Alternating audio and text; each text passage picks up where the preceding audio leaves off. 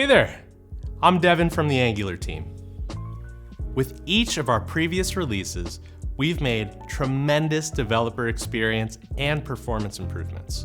Perhaps you've noticed this yourself with the introduction of features like our new signal-based reactivity model and server-side rendering support. Now, with the features we're releasing in this version, Angular is bringing performance to developers as a default.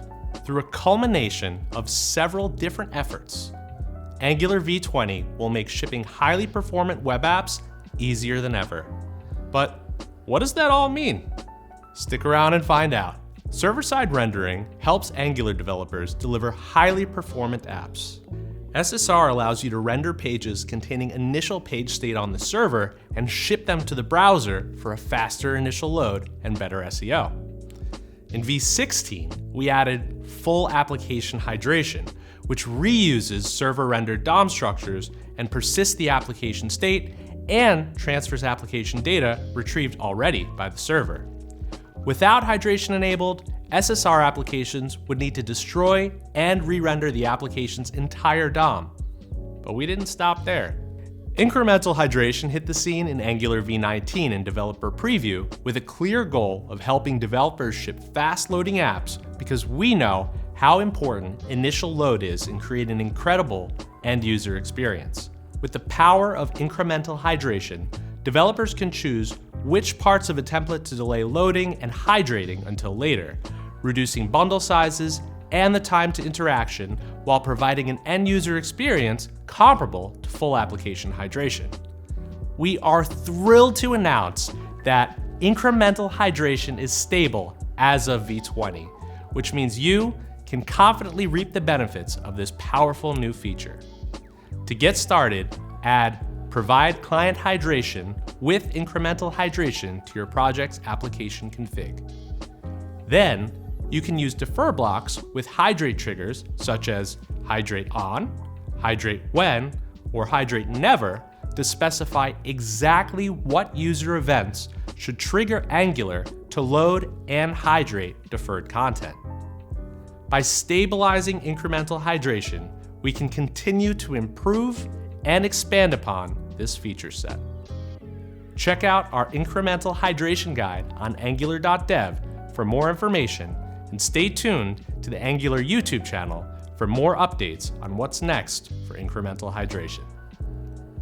You thought that's all we had in store for SSR? Of course not!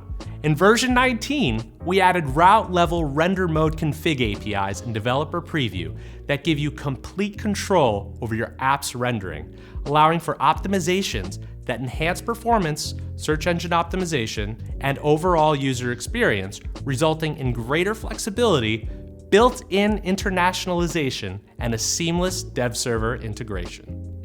With this new set of APIs, you can explicitly define whether route components are rendered by the server, statically generated, or rendered on the client. And guess what? Angular's route-level render mode configuration APIs are being promoted to stable in v20. So go forth and render with confidence. All right, there's a lot of excitement surrounding this next one, so let me get into the zone for this. Or should I say out of the zone? Because in v20, Zoneless Angular is moving to developer preview. Zoneless Angular can improve app performance by eliminating unnecessary change detection cycles. Because Zone.js patches browser APIs, it notifies Angular to run change detection in response to any browser event, not just events that resulted in an update to a template in your application. This leads to a lot of unnecessary checks. In a zoneless setup, developers have explicit control over when and how change detection is triggered.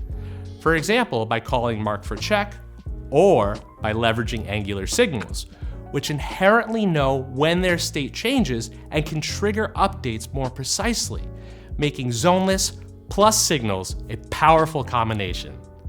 This fine-grained change detection can result in improved performance and improved debugging experience, better ecosystem compatibility, and a smaller JavaScript payload. With Zoneless moving from experimental to developer preview, You can get a head start on getting the most out of Angular, and here's how. First, update to Angular v20. Then, add provide zoneless change detection to your project's application config and uninstall Zone.js. That's all you need to get started. Be sure to check out Angular Dev for more details.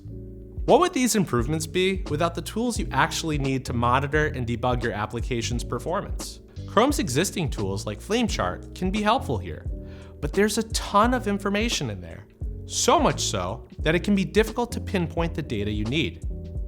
If you've ever struggled with this, you'll be glad to hear that we've partnered with Chrome DevTools to create a custom track for Angular developers that surfaces profiling data specific to you and your application. This can be extremely helpful for doing things like identifying code from your app versus other libraries. Want to try it out? First, you'll need Angular v20 and Chrome version 136 or higher. Then, head over to the Performance tab in the latest version of Chrome. Start recording to capture the data you're interested in profiling, and when you're finished, you'll find the relevant data in the Custom Angular tab. That's it. You're one step closer to gaining critical insights into your app's performance in a language familiar to you as an Angular developer. Ready to make performance the default for your application? Update to the latest version of Angular and create apps your users will love.